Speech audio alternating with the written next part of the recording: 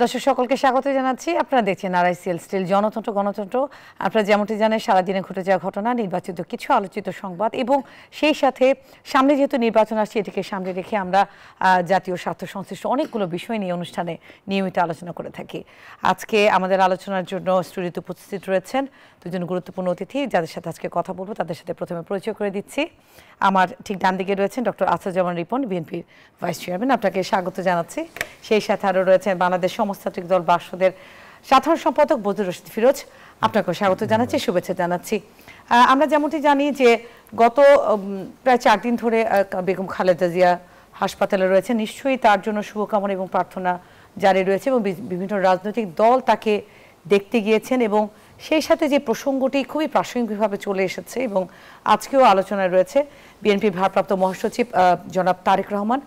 উনি দেশে আসা নিয়ে যে মন্তব্যটি করেছেন যে উনি আসলে ব্যাপারটি খুব অবারিত বা একক সিদ্ধান্তের উপর নির্ভর করছে না, তার পরিপ্রেক্ষিতে আজকে পররাষ্ট্র উপদেষ্টা মোহাম্মদ তৌহিদ হোসেন বলেছেন যে তারেক রহমানের যে আসার বিষয় এই ব্যাপারে পত্রপত্রিকা থেকে ওনারা জেনেছেন এবং তিনি বলেছেন যে এই ব্যাপারে আলাদাভাবে তার কাছে কোনো তথ্য নেই, কিন্তু সরকারের পক্ষ থেকে তেমন কোনো বিধিনিষেধ নেই, আপত্তি নেই, বা তারা যদি চান যে পাসপোর্ট সংক্রান্ত কোনো জটিলতা হলে সেখানে একদিনেই যে মেয়াদোত্তীর্ণ পাসপোর্ট বা একদিনেই বিদেশ থেকে আনার যে ব্যবস্থাটি রয়েছে এটি ব্যবস্থা করা সম্ভব, এই ধরনের একটি বক্তব্য দিয়েছেন তিনি আজকে প্রেসের সাথে কথা বলার সময়।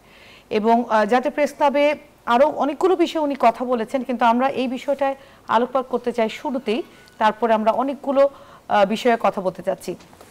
আজকে পররাষ্ট্র উপদেষ্টার যে বক্তব্য এবং গতকালকেও আমরা এই বিষয়টি নিয়ে আলোচনা করেছি যে যেহেতু বেগম খালেদা জিয়া অসুস্থ এবং সেক্ষেত্রে মার পাশে ছেলে আসবেন এটি সবারই কাম্য, বা একজন ছেলে হিসেবেও তার আসলে এটি আশা হতেই পারে, এটা খুবই স্বাভাবিক প্রাকৃতিক। এই ব্যাপারগুলো নিয়ে যেহেতু আলোচনা এসেছে, আপনারা কি ভাবছেন এবং জনাব তারেক রহমানের দেশে আসার সম্ভাবনা কতটুকু? জনাব আসাদুজ্জামান রিপন, আপনাকে দিয়ে আমি শুরু করতে চাচ্ছি।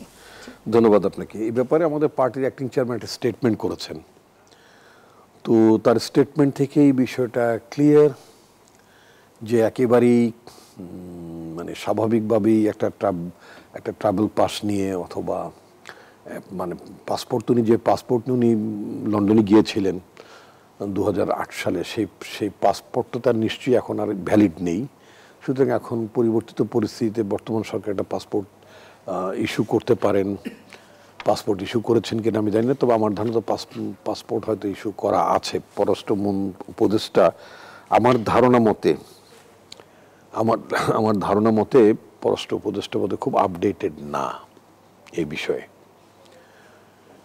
এক্সিট পাসের আমি যেটা দেখেছি যে মানে ট্রাভেল ডকুমেন্ট বা ট্রাভেল পাসের কথা বলছেন। ট্রাভেল পাস মানে হচ্ছে যখন কোনো নাগরিকের পাসপোর্ট থাকে না, খুব ইমার্জেন্সি অবস্থায় যদি তাকে দেশে আসতে হয় তখন তার দেশের রেসপেক্টিভ হাই কমিশন বা এমবেসি থেকে তখন একটা মানে ট্রাভেল পাস দিয়ে দেওয়া হয়, যেটাকে এক্সিট পাস অনেক সময় বলা হয়।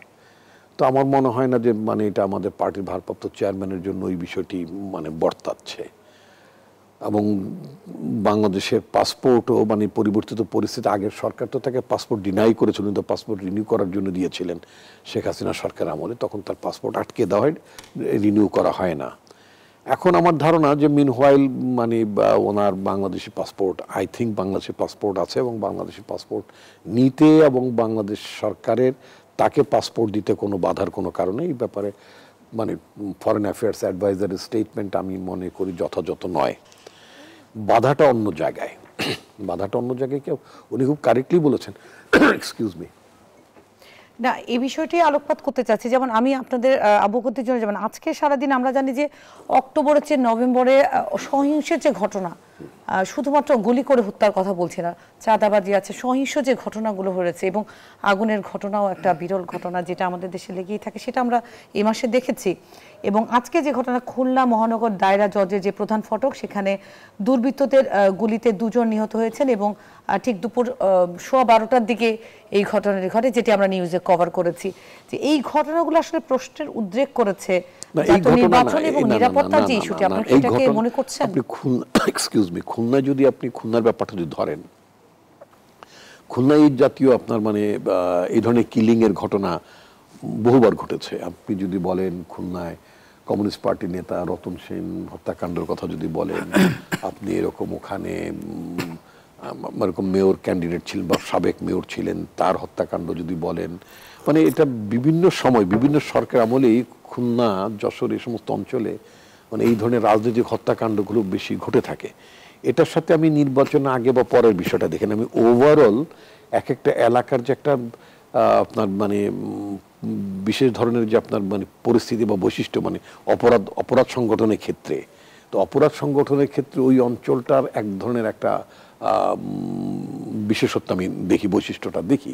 সুতরাং ওইখানকার পরিস্থিতিটা বা ওখানকার সমস্যাটাকে ঠিক ওভাবেই মানে হ্যান্ডেল করতে হবে। এটা আমি যেটা খেয়াল করেছি বিভিন্ন সরকারের সময় ওই জায়গাগুলোতে এরকম সমস্যা ছিল।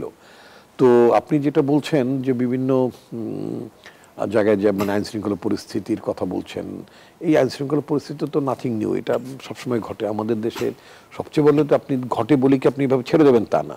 না, আমি যদি আরেকটু স্পষ্ট করতে চাই, সেটা হচ্ছে জনাব তারেক রহমানের দেশে ফেরা, বেগম খালেদা জিয়া উনি হাসপাতালে রয়েছেন চিকিৎসাধীন, এবং আমরা জানি যে সামনে নির্বাচনে বিএনপির বড় একটি রোল প্লেয়িং এর জায়গা রয়েছে। নিঃসন্দেহে বিএনপি জনপ্রিয় এবং বড় একটি দল।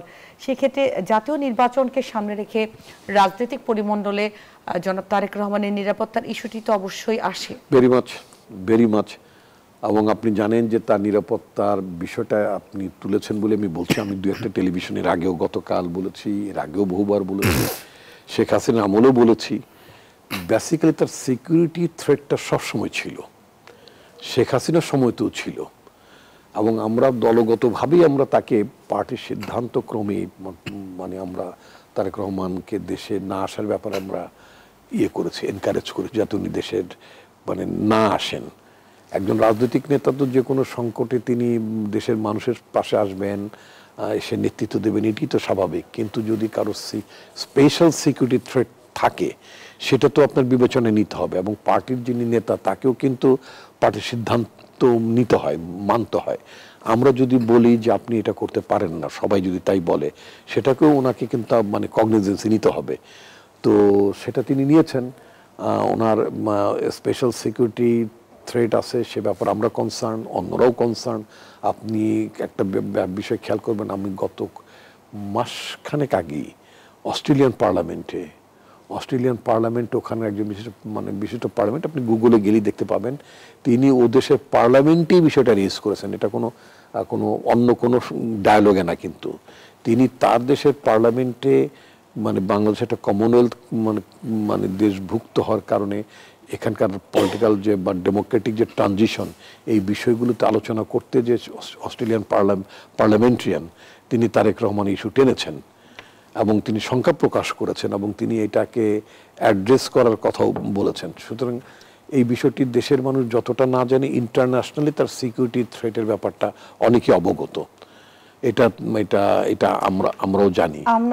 তো সেই জন্য আমরা মানে ওনার দেশে আসার ব্যাপারটা অনেকটা, যেটা উনি বলেছেন যে ওনার একক সিদ্ধান্তের উপর বর্তাচ্ছে না। আমার ধারণা মতে, আমি এক্স্যাক্টলি আমি জানি না, আমার ধারণা মতে মানে আপনার ইন্টারন্যাশনাল আপনার যারা মানে সিকিউরিটি নেটওয়ার্ক বা ইন্টেলিজেন্স নেটওয়ার্ক, সেখান থেকেও তিনি মানে কোনো পেতে পারেন। মানে যেহেতু বাংলাদেশ একটা ডেমোক্রেটিক ট্রানজিশনের দিকে যাচ্ছে, সুতরাং বাংলাদেশের ব্যাপারে, বাংলাদেশের গণতন্ত্র গতিমুখের ব্যাপারে অনেকেই কিন্তু খুব আগ্রহ নিয়ে তাকিয়ে আছে। সেক্ষেত্রে মানে জনাব তারেক রহমানকে অবহিত করতেই পারেন। আর আমি তো অস্ট্রেলিয়ান পার্লামেন্টের একেবারে জলজান্ত উদাহরণটা আমি টানলাম অস্ট্রেলিয়ান পার্লামেন্টারিয়ানের। সো এই ধরনের একটা পরিস্থিতি, এটা সত্য যে মানে আমাদের পার্টির নেত্রী, সবচেয়ে বড় কথা হলো যে মানে ওনার মা, তিনি যে যে একটা সন্ধিক্ষণ, জীবন মৃত্যুর সন্ধিক্ষণে আছেন, এমনি একটি সময়ে তার পরিবার, তার একেবারে নিকটস্থ পরিবার, সন্তান, তারা সবাই কাছে থাকবেন, এটা খুবই স্বাভাবিক, খুবই প্রাকৃতিক, এবং এটা অত্যন্ত মানে আপনি শব্দটা খুবই মানে অ্যাপ্রোপ্রিয়েট শব্দ উচ্চারণ করেছেন। এটা আমাদের পার্টির ভারপ্রাপ্ত চেয়ারম্যানের জন্য কত মর্মপীড়ার কারণ যে তিনি তার মা অসুস্থতায় কাতরাচ্ছেন হাসপাতালের শয্যাশায়ী, অপরদিকে পুত্র হিসেবে তিনি মায়ের শয্যা পাশে দাঁড়াতে পারছেন না। এখন যদি বলতে পারেন, অনেকের দেখা গেলো এই নিয়ে অনেক মানে বিরূপ সমালোচনা করছেন, আমি তাদের উদ্দেশ্যে বলতে চাই মায়ের চেয়ে তো মাসির দরদ দেখে কোনো লাভ নাই। তো যিনি বিএনপিকে নেতৃত্ব দেবেন, যার হাতে বিএনপির আগামী দিনের নেতৃত্ব, মানে তার জীবন যদি শঙ্কার মধ্যে পড়ে যায়, নেত্রীকে দেখার জন্য আমাদের পার্টির আমরা যারা আছি, আমরা উই আর নট মানে আনক্যাপেবল না, আমরা যথেষ্ট ক্যাপেবল, আমরা টেক কেয়ার করতে পারছি। আমরা দেখছি অ্যালং উইথ মানে তার পরিবার অন্য সদস্যরা আছেন, তার ছোট পুত্রবধূ দেশে আছেন, তিনি সার্বক্ষণিকভাবে দেখভাল করছেন। তারপরে ম্যাডামের চিকিৎসার বিষয়টা, তো ম্যাডাম মানে তারেক সাহেবের স্ত্রী, যিনি একজন বিশিষ্ট কার্ডিওলজিস্ট, তিনি বিদেশ থেকে তত্ত্বাবধান করছেন, অন্য অন্য ডাক্তারদের সাথে কোঅর্ডিনেশন করে, এটাও কিন্তু একটা কাজ, একটা বড় মাপের কাজ। তারপরে কথা উঠেছে যে ওনার যদি স্বাস্থ্যের অবস্থাটা যদি একটু ইমপ্রুভ করে, তাহলে ওনাকে বাইরে চিকিৎসা নিয়ে যাওয়ার ব্যাপার থাকতে পারে কিনা। ধরে নিন, লিটারালি ধরে নেন যে বিএনপি অ্যাক্টিং চেয়ারম্যান জনাব তারেক রহমান দেশে ফিরে আসলেন, অন দ্য আদার হ্যান্ড ম্যাডামকে বাইরে চিকিৎসা নিয়ে যাওয়ার একটা প্রয়োজনীয়তা দেখা দিল, ওনার মানে জীবন রক্ষা বা স্বাস্থ্য রক্ষার প্রয়োজন। তখন ঘটনাটা কি দাঁড়ালো? উনি একদিকে দেশে চলে আসলেন, তাহলে ওটা তদারকি করবেন কে, টেক কেয়ার করবেন কে? সেটার জন্য ওনাকে একটা স্ট্যান্ড বাই অবস্থায়, তার মায়েরও কিন্তু একটা স্বাস্থ্যের একটা ট্রানজিশন চলছে, এই বিষয়টি দেখভাল করার জন্য ওনাকে কয়েকটা দিন অপেক্ষা করতে হচ্ছে। আপনার কাছে একই প্রশ্ন, আপনার মন্তব্যটা।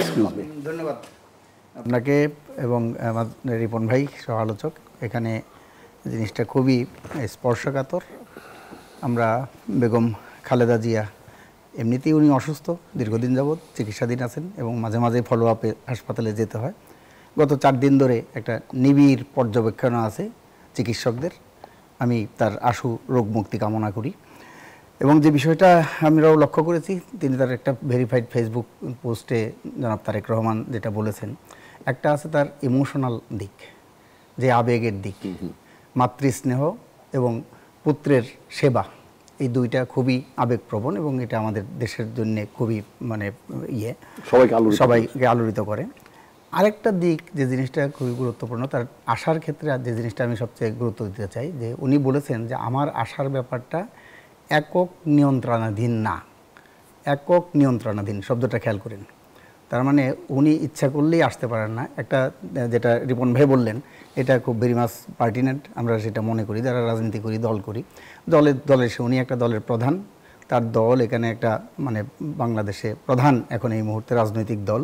তাহলে সেই দলের যে সিদ্ধান্ত, সেই সিদ্ধান্ত শৃঙ্খলার জন্য তার মানতে হবে, প্রত্যেকেরই মানতে হবে, যে কোনো সদস্যেরই, এবং ওনার তো সেটা আরও বেশি বাধ্যবাধকতা মানার জন্য, এটা একটা ব্যাপার আছে। সেই ক্ষেত্রে দলের ব্যাপারটা দল পরিষ্কার করবে যে একক নিয়ন্ত্রণাধীন, দল কি আসতে নিষেধ করেছে, বারণ করেছে কিনা, অন্যান্য যে সিকিউরিটি থ্রেট সেগুলোর বিষয় বিবেচনা করে আসতে বারণ করেছে কিনা, সেটা একটা দিক থাকতে পারে।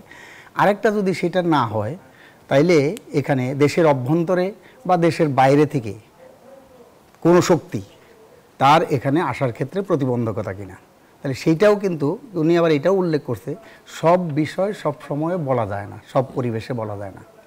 তাহলে এই ক্ষেত্রে কিন্তু স্বাভাবিক কারণে পাবলিক করা যায় না সব। এই জন্যই এই বিষয়টা খুবই মানে এখানে মানুষের মধ্যে একটা সন্দেহ, একটা আবেগ, তাহলে এখানে ভিতর থেকে দেশের অভ্যন্তরিক থেকেই কি কোনো শক্তি তাকে এখানে আসতে বাধা দিচ্ছে কিনা, আসলে তার জীবন একটা হুমকির মুখে পড়তে পারে কিনা, অথবা বাইরের কোনো দেশের বা বহির্শক্তির কোনো বিষয়, সেখান থেকে কোনো থ্রেট আছে কিনা, এটাও খুবই গুরুত্বপূর্ণ বলে আমি মনে করি। যে এটা আসলে যে উনি যেহেতু বলছে এটা পাবলিক করা যাচ্ছে না, সব সময় সব বিষয়ে বলা যাচ্ছে না, কাজে ও একমাত্র উনিই বলতে পারবেন, অথবা ওনার যে দল তারা এটা কিন্তু পরিষ্কার করতে পারবেন। কিন্তু এটা খুবই সেন্সিটিভ ইস্যু। আমরা মনে করি যে এই সময়ে মায়ের কাছে সন্তান থাকবে, ছেলে থাকবে, এটাই স্বাভাবিক, এটাই সবাই আশা করে, এবং আমরাও মনে করি যে যেই বাধাগুলো আছে, প্রতিবন্ধকতাগুলো আছে, সেগুলো দূর হোক, জনাব তারেক রহমান দেশে ফিরে আসুক, তার মায়ের শয্যা পাশে সেখানে তিনি উপস্থিত থাকুক এবং তার চিকিৎসার খোঁজখবর সহ অন্যান্য যে সেবা সেইগুলো যাতে দিতে পারে। আমার মনে হয় এই ব্যাপারে সারা দেশবাসী আসলে আলোচনায় আসছে। তো গত 4 দিন ধরে আমরা যেহেতু আমরা যেই বাংলাদেশে থাকি, এক্ষেত্রে মার কাছে ছেলে আসবে, এই প্রশ্নে আসলে কারো কোনো বাধা থাকার কথা না বা প্রতিবন্ধকতা, কিন্তু জাতীয় যে নিরাপত্তার যে বিষয়টি, এই বিষয়টি নিয়ে আলোচনা করবে এবং নির্বাচনকে সামনে রেখে যে রাজনৈতিক পরিমণ্ডল নিশ্চয়ই একটা বিরতি পরে সেই বিষয়ে আমরা আলোকপাত করছি। দর্শক, আপনারা দেখছেন আরআইএসএল স্টিল জনতন্ত্র গণতন্ত্র। আমরা ছিলাম আলোচনায়, নিশ্চয় বিরতি পর আপনাদের সাথে আবার আলোচনা করছি।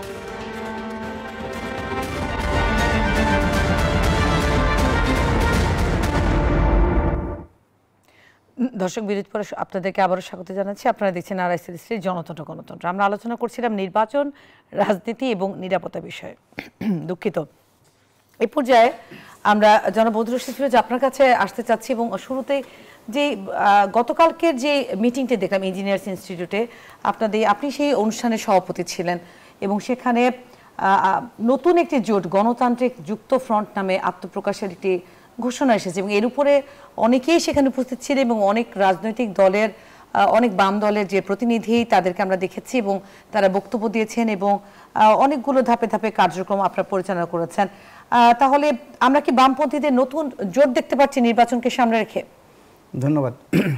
আমাদের এই প্রক্রিয়াটা দীর্ঘদিনেরই ছিল, যে এখানে বাম, প্রগতিশীল এবং উদার গণতান্ত্রিক যে রাজনৈতিক শক্তি, তাদের একটা বিকল্প, তৃতীয় একটা বিকল্প রাজনৈতিক শক্তি, সেটা উত্থান ঘটানোর জন্য। এমনি ধরেন বিএনপি কেন্দ্রিক একটা বলয় আছে, আগে আওয়ামী লীগ কেন্দ্রিক একটা বলয় ছিল। সেই ক্ষেত্রেও আমরা বলছিলাম যে ঠিক আছে, দুইটা বলয় আছে, এর বাইরেও একটা তৃতীয় বিকল্প মানুষের সামনে থাকা দরকার, অল্টারনেটিভ। আবার এখনও একটা এই ইয়ের মধ্যে অভ্যুত্থান পরবর্তীকালে সেখানে একটা বিএনপি কেন্দ্রিক একটা বলয় আছে, আর এখানে জামাত ইসলাম একে কেন্দ্র করে ইসলামী যে দলগুলো, তাদের একটা বলয় এখানে আছে। আমরা দেখছি যে এই দুই বলয়ের বাইরে একটা আমরা তৃতীয় বিকল্প, সেটা গড়ে তোলার জন্য আমরা দীর্ঘদিন যাবতীয় চেষ্টা করতেছি। নানা সময় উদ্যোগ, আয়োজন সেগুলো হয়েছে। এক সময়ে আমরা 11 দলীয় জোট করেছিলাম, সেটা পরবর্তীকালে থাকেনি, ভেঙে গেছে। আবার এরপরে এই অভ্যুত্থানের পর থেকেই আমাদের উদ্যোগটা ছিল, ঢাকা বিশ্ববিদ্যালয়ের এমেরিটাস প্রফেসর সিরাজুল ইসলাম চৌধুরী, উনি একটা উদ্যোগ নিয়েছিলেন যে এই ধরনের একটা যুক্ত ফ্রন্টের আকারে কিছু করা যায় কিনা। নামটা তখনও ঠিক হয়নি। তখন আমরা সেখানে অনেকগুলো রাজনৈতিক দল, বামপন্থী, ছোট বড় মাঝারি, সেগুলো মিলিয়ে, কমিউনিস্ট পার্টি আছে, বাংলাদেশের সমাজতান্ত্রিক দল বাসদ আছে, বিপ্লবী কমিউনিস্ট লীগ আছে, এরকম দলগুলো মিলিয়ে এখানে সমবেত হয়েছিলাম। তো তারই একটা ধারাবাহিক প্রক্রিয়ার অংশ হিসেবে গতকালকে একটা ইঞ্জিনিয়ার্স ইনস্টিটিউশন মিলনায়তনে একটা কনভেনশন, জাতীয় কনভেনশন আমরা করেছি। সেই কনভেনশনের মধ্য দিয়ে এই প্ল্যাটফর্মের, এটা একটা প্ল্যাটফর্মের মতো, সেই প্ল্যাটফর্মটা আমরা ঘোষণা করেছি। এখানে আমরা বলেছি যে শুধুমাত্র রাজনৈতিক দলগুলোই না, বামপন্থী রাজনৈতিক দল, প্রগতিশীল রাজনৈতিক দল, উদার গণতান্ত্রিক রাজনৈতিক দল, তারা যেমন থাকবে, তেমনি এখানে শ্রেণী, পেশা, শ্রম, কর্ম, পেশার যে প্রতিনিধি, তারাও থাকবে এবং একটা বিভিন্ন বিশিষ্ট ব্যক্তিবর্গও তারা এই প্ল্যাটফর্মে যুক্ত হতে পারবে। রাজনৈতিক দল, শ্রেণী গণসংগঠন, পেশাজীবী সংগঠন, সামাজিক সংগঠন, অধিকার সংগঠন এবং এখানে এমনি প্রান্তিক যে জনগোষ্ঠী, তাদেরও যে সংগঠনগুলো আছে, যেমন ধরেন রবিদাস, হরিজন, চা শ্রমিক ইত্যাদি ইত্যাদি যারা আছে, এই সমস্ত জায়গার যে প্রতিনিধিত্বশীল যে সংগঠনগুলো আছে, তারা এখানে এই প্ল্যাটফর্মে যুক্ত হতে পারবেন। তাদেরকে নিয়েই আমাদের সেই উদ্যোগটা। আপনি লক্ষ্য করে থাকবেন যে কালকে তাদের অনেকে প্রতিনিধি সেখানে ছিল, শ্রমিকদের প্রতিনিধি, কৃষকদের প্রতিনিধি, নারীদের প্রতিনিধি, সাংস্কৃতিক কর্মীদের প্রতিনিধি, হরিজনদের প্রতিনিধি, রবিদাসদের প্রতিনিধি, বিশিষ্ট বুদ্ধিজীবীদের মধ্যে সিরাজ ইসলাম চৌধুরী, অধ্যাপক আনু মোহাম্মদ, সাংবাদিকদের প্রতিনিধি, তারাও ছিলেন। তারাও যে এখানে বক্তব্য রেখেছেন এবং একটা আশাবাদ ব্যক্ত করেছেন এই ধরনের একটা প্ল্যাটফর্ম যাতে গড়ে ওঠে। তো আমরা সেই প্রসেসটার অংশ হিসেবে এই গণতান্ত্রিক যে যুক্ত ফ্রন্ট, সেটা গড়ে তুলেছি। সেই যুক্ত ফ্রন্টের মাধ্যমে তার যে ঘোষণা, তার যে কর্মসূচি, সেগুলো কিছু ওখানে উত্থাপন করা হয়েছে। সেই কর্মসূচিটা নিয়ে আমরা জনগণের কাছে যাব। এর ভিত্তিতে আমাদের যে আন্দোলন সংগ্রাম, সেটাও চলবে এবং তার পাশাপাশি আন্দোলন সংগ্রাম চলতে চলতেই নির্বাচন আসলে সেই নির্বাচনটাকেও আমরা ঐক্যবদ্ধভাবে সেখানে প্রতিদ্বন্দ্বিতা করব, এখন মোকাবেলা করব। এই লক্ষ্য নিয়ে আমাদের এই গণতান্ত্রিক যুক্ত ফ্রন্ট। এখানে জুলাই আন্দোলনের, জুলাই সনদের যে বিষয় এবং আপনাদের স্পষ্ট করেছেন, অনেকেই বক্তব্যের মধ্যে উঠে এসেছে। আমি প্রতিবেদনটি পড়ছিলাম আপনাদের কালকের আলোচনার বিষয়বস্তুর মধ্যে, সেখানে 24শে গণঅভ্যুত্থানের মাধ্যমে নতুন যে একটি চাওয়া, এবং অনেকেই বলেছে জুলাই সনদে 72-এর সংবিধানের যে 4 মূলনীতি, এটি বাদ দেওয়ার কথা এবং এটি নিয়ে হচ্ছে এটা কোনোভাবেই গ্রহণযোগ্য নয় এবং এইটিকে পুঁজি করে বা এটা তাদেরকে উদ্বুদ্ধ করেছে কিনা আপনাদেরকে যে এখন আবার নতুন করে একটি যুক্ত ফ্রন্ট করতে হবে? ধন্যবাদ। এটা উদ্বুদ্ধ না, আমরা বলেছি যে জুলাই চেতনা যেটা ছিল, জুলাইয়ের আকাঙ্ক্ষা, গণ অভ্যুত্থানের আকাঙ্ক্ষা, সেই আকাঙ্ক্ষাটা কিন্তু পথ হারিয়েছে। জুলাই চেতনা যেটা আমরা বলি, মুক্তিযুদ্ধের চেতনাও যেমন আওয়ামী লীগের হাত ধরে সেই চেতনাটা মানুষের কাছ থেকে অনেক দূরে সরে গেছে, তেমন জুলাই চেতনাও একদল মানুষের হাত ধরে একটা যারা নেতৃত্ব দিছে তাদের বক্তব্য বিবৃতি, ছাত্র সমন্বয়করা এবং এখানকার যে ইসলামপন্থী দলগুলো জামাত ইসলাম সহ তাদের হাত ধরে জুলাইয়ের যে চেতনাটা সেই চেতনাটা কিন্তু দূরে সরে গেছে। জুলাইয়ের চেতনা ছিল বৈষম্যহীন ছাত্র আন্দোলনের প্ল্যাটফর্মের মাধ্যমে সেখানে একটা বৈষম্য বিলোপের যে চেতনা সেই চেতনাটা ছিল জুলাইয়ের চেতনা। তাহলে সেই চেতনা ঠিক আছে, আমি এই মুহূর্তে তাহলে জনাব আফসার রিপন আপনার কাছে আসতে চাচ্ছি একই মন্তব্য। নতুন নির্বাচনকে সামনে রেখে জোট হবে বা নতুন কোনো জোটের মাধ্যমে নির্বাচনে যাবে, এটি এর আগেও ঘটেছে, এটা নতুন কিছু নয়। আপনি কিভাবে দেখছেন এই যে গতকালকে যে গণতান্ত্রিক যুক্ত ফ্রন্টের আত্মপ্রকাশ? আমি খুবই পজিটিভ ভাবে দেখছি। যত রাজনৈতিক ক্রিয়া এবং প্রতিক্রিয়া এটাকে আমি খুব ইতিবাচক ভাবে দেখি। রাজনীতিতে ক্রিয়া থাকবে, রাজনীতিতে প্রতিক্রিয়া থাকবে, সেটা রাজনৈতিকভাবেই তো হওয়া উচিত, তাই না? আর নির্বাচনকে কেন্দ্র করে রাজনৈতিক দলগুলো মতের যত কাছাকাছি আসে, লক্ষ্যের যত কাছাকাছি আসে, মত এবং লক্ষ্যের কাছাকাছি দলগুলো একজোট হয়ে নির্বাচন করবেন, এটা তো খুব ভালো দিক, ভালো কথা। এটা আমাদের উপমহাদেশে এটার ঐতিহ্য আছে। ভারতে আপনি দেখবেন বাম সংগঠনগুলো তারা জোট করেই নির্বাচন করে, জোট করেই আন্দোলন সংগ্রামে সামিল হয়। বাংলাদেশেও সেটা হওয়া উচিত। যেহেতু এককভাবে এখানে নির্দিষ্ট কোনো বাম রাজনৈতিক দল বা সংগঠন যেটি বলেন না কেন, অথবা বাম আন্দোলন এককভাবে যেহেতু সেভাবে তারা ফ্লারিশ করতে পারেনি, সেক্ষেত্রে জোটবদ্ধতা তো একটা ভালো দিক। আপনি যদি দেখবেন মার্কিন যুক্তরাষ্ট্রের মতো একটা দেশে, পার্থক্যটা ছন্ন জায়গায়, মার্কিন যুক্তরাষ্ট্রের মতো একটা দেশে এবং নিউ ইয়র্কের মতো একটা মেগা কসমোপলিটন সিটিতে, সেখানে যে ব্যক্তিটি নির্বাচিত হলেন অ্যাজ মেয়র, তিনি কিন্তু ঘোষণা দিয়ে বলেছেন আই এম এ মুসলিম। প্রথম বলেছেন, তিনি বলেছেন I M A Democrat, I M A socialist, I M a democratic socialist. Democratic party যারা করেন তাদের মধ্যে সোশ্যালিস্টদের একটা ফ্যাকশন থাকে।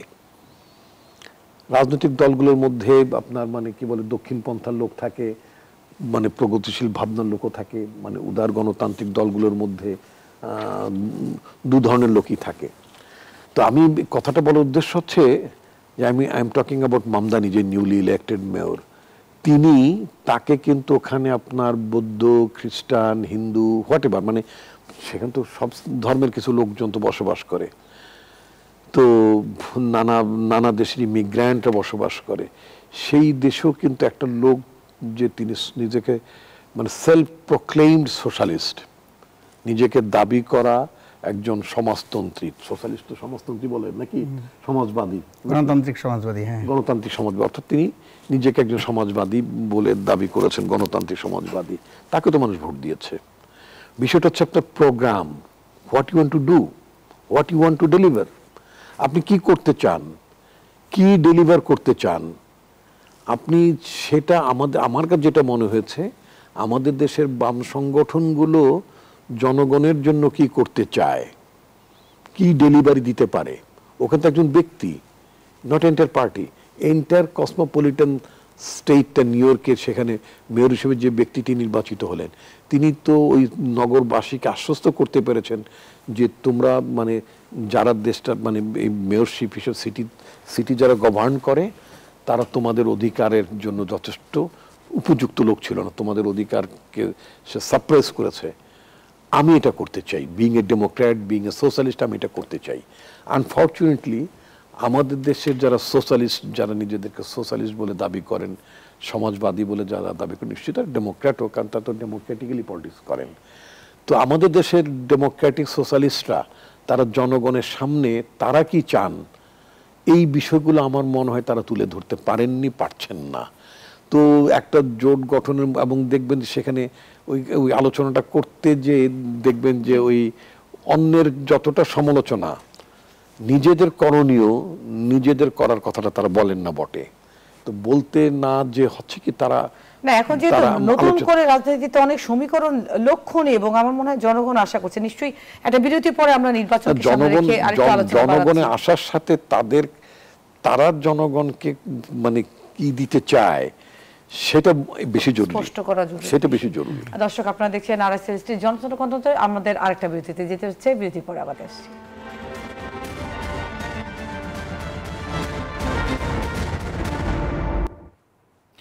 দর্শক বিরতির পর আপনাদেরকে আবারও স্বাগত জানাচ্ছি। আপনারা দেখছেন আরএসএল স্টিল জনতন্ত্র গণতন্ত্র। আমরা আলোচনা ছিলাম নির্বাচন নিয়ে এবং রাজনীতি এবং নিরাপত্তা, এই বিষয়গুলো নিয়ে আমরা কথা বলছিলাম। আমরা একদম শেষের দিকে আছি। আমাদের আজকের আলোচনায় যে বিষয়টি আমি এই পর্যায়ে নিয়ে আসতে চাচ্ছি, যশোরের জামাতের নায়েবে আমির উনি বলেছেন যে, যেটি হেডলাইনেও এসেছে, ইংল্যান্ডের নাগরিকত্ব ছেড়ে যদি প্রধানমন্ত্রী হতে না পারেন সেজন্য দেশে আসার সাহস পাচ্ছেন না। এটি জনাব তারেক রহমান প্রসঙ্গে হয়তো বলেছেন, এবং উনি বলেছেন যারা 18 কোটি মানুষের দেশকে ফেলে বিদেশে অবস্থান করেন তারা দেশপ্রেমিক হতে পারে না। এই ধরনের একটি অভিযোগ এসেছেন তাদের যে বক্তব্য, তারা যে কনভেনশনটা আজকে করেছেন। কি বলেছেন এটা? এখানে জামাতের যিনি নেতা উনি বলেছেন এই প্রসঙ্গে, মানে কোন লেভেলের নেতা উনি?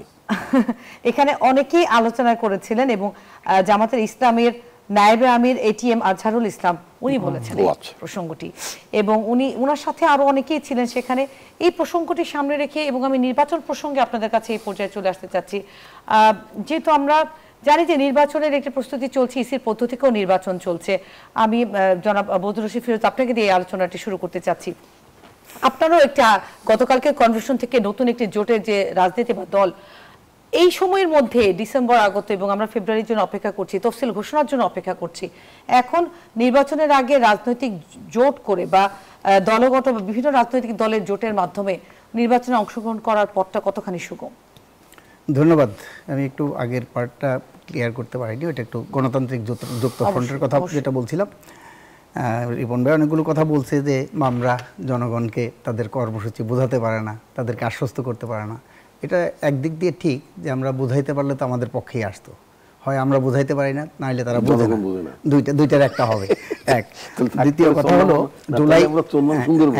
জুলাই সনদের কথা যেটা বলি, জুলাই গণ অভ্যুত্থানের চেতনা, এটা যে পথ হারিয়েছে সেটা বোঝা যায় যে ইউনূস সাহেব যে কথা বলেছিলেন, বারে বারেই বলছেন যে তার ম্যান্ডেট হলো হত্যাকাণ্ডের বিচার করা, সংস্কার করা, নির্বাচন করা, কিন্তু তার এখতিয়ার বহির্ভূতভাবেই কিন্তু চট্টগ্রাম বন্দরের বিভিন্ন টার্মিনালগুলো বিদেশি কোম্পানিকে সমস্ত দল একদম বিএনপি সহ সবাই যেখানে প্রতিবাদ করছেন, মানা করছেন যে একটা অনির্বাচিত সরকার তার এই ধরনের সিদ্ধান্ত নেওয়া উচিত না, তিনি কিন্তু সেই কাজগুলো একের পর এক করে চলছেন। এটা কিন্তু জুলাই গণ অভ্যুত্থানের চেতনা পরিপন্থী বলে আমরা মনে করি, কারণ শেখ হাসিনা বাংলাদেশটাকে ভারতের কাছে ইজারা দেওয়ার জন্য সমস্ত কিছু ফয়সালা করেছিল। তো সেই জন্য কিন্তু ভারতের দাসত্বের শৃঙ্খল থেকে মানুষ মুক্তির জন্য কিন্তু এখানে জুলাইয়ের গণ অভ্যুত্থান করেছে।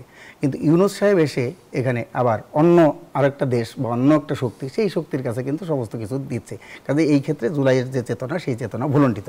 সেই জন্যই আমরা বলছি যে জুলাইয়ের চেতনা ধারণ করতে হলে নতুন শক্তি, সেই শক্তিটা লাগবে। সেই জন্যই আমরা গণতান্ত্রিক যুক্তফ্রন্ট সেটা করেছি। এখন নির্বাচনের কথা বলছেন, নির্বাচনটা তো একটা অবধারিত, এটা 18 কোটি মানুষের চাওয়া। গত 3টা নির্বাচন সেটা মানুষ ভোট দিতে পারে নাই, 14, 18 এবং 24 বিনা ভোটের নির্বাচন হয়েছে, নিশিরাতের নির্বাচন হয়েছে এবং আমিডামির নির্বাচন হয়েছে, এবং জনগণের ভোটাধিকার হরণ করে নির্বাসনে পাঠিয়েছিল শেখ হাসিনার সরকার। সেই জায়গার থেকে মানুষ অধীর আগ্রহে অপেক্ষা করছে যে কবে নির্বাচনটা হবে। সেই জন্য আমরা অনেক আগের থেকেই বলছিলাম যে নির্বাচনের সুনির্দিষ্ট তারিখ সহ তফসিলটা ঘোষণা করুক, মানুষ আশ্বস্ত হোক, এই করি এই হবে, ফেব্রুয়ারি, মার্চ, জুন নানা গড়াইতে এখন এসে ফেব্রুয়ারিতে ঠেকছে।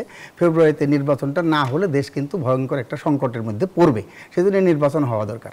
আর সেই নির্বাচনে যেটা বলছেন, আমাদের বাংলাদেশের অতীত থেকে ট্রেডিশন, এই উপমহাদেশের ট্রেডিশন, দলগতভাবে জোটবদ্ধভাবে সেখানে নির্বাচন করে। এখানে বিএনপিও জোটবদ্ধভাবে নির্বাচন করেছে, স্বৈরাচারী আওয়ামী লীগ সরকার তারাও জোটবদ্ধভাবে নির্বাচন করেছে, বামপন্থীরাও জোটবদ্ধভাবে নির্বাচনে অংশগ্রহণ করে। তো আগামী যে নির্বাচন, সেই নির্বাচনের প্রক্রিয়া আমাদের যে জোটবদ্ধ যে যারা হয়েছি তাদের দলগতভাবে তারা কিন্তু আমরা এই নির্বাচনের যে প্রস্তুতি, সেই প্রস্তুতি আমরা আমাদের মতো করে নিয়েছি, আমাদের যা সামর্থ্য, আমাদের যা শক্তি, আমাদের যা বিবেচনা, সেই বিবেচনার মতো।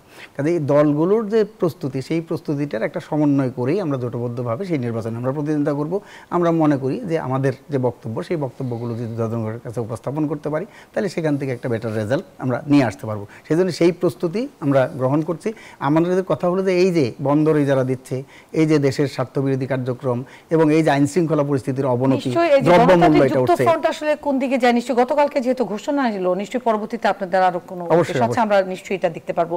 এই পর্যায়ে ডক্টর আসাদুজ্জামান রিপন, আমরা একদম শেষ পর্যায়ে আছে, আপনার মন্তব্যটি নিয়ে আমি শেষ করতে চাচ্ছি।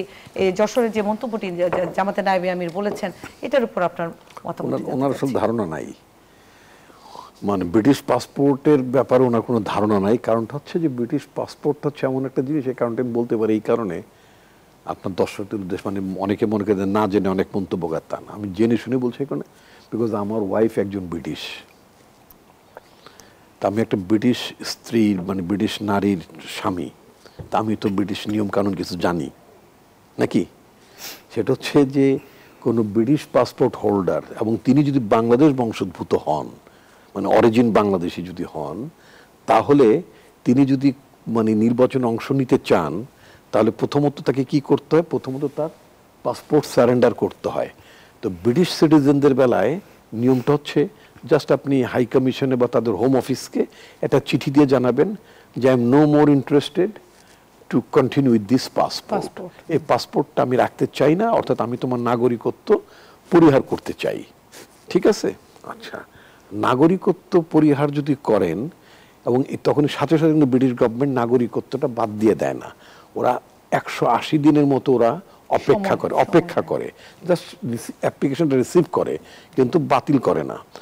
যখন কোনো ব্রিটিশ নাগরিক যদি নির্বাচনে জিতে যান অথবা হেরে যান, হ্যাঁ, আমি বাংলাদেশের কনটেক্সটে আওয়ামী লীগ আমলে বেশ কিছু ব্রিটিশ নাগরিক ছিল না, ওদের কথা বলছি, তখন ওরা কি করে জানেন, আমরা একদম শেষ ওরা তখন বলে যদি হেরে যায় তাহলে বলে sorry I change my mind, আমি আমার মন বদলাইছি, আমি নাগরিক থাকবো। আর যদি ইলেক্টেড হয়ে যায় তখন তো আর ওইটা মানে চাপা পড়ে যায়। তো যাই হোক, আজহার আমাদের দেশের মানে মৌলানা আজহার থেকে শুরু করে কিছু লোকের যা জানেন না তা নিয়ে বিতর্ক তোলেন।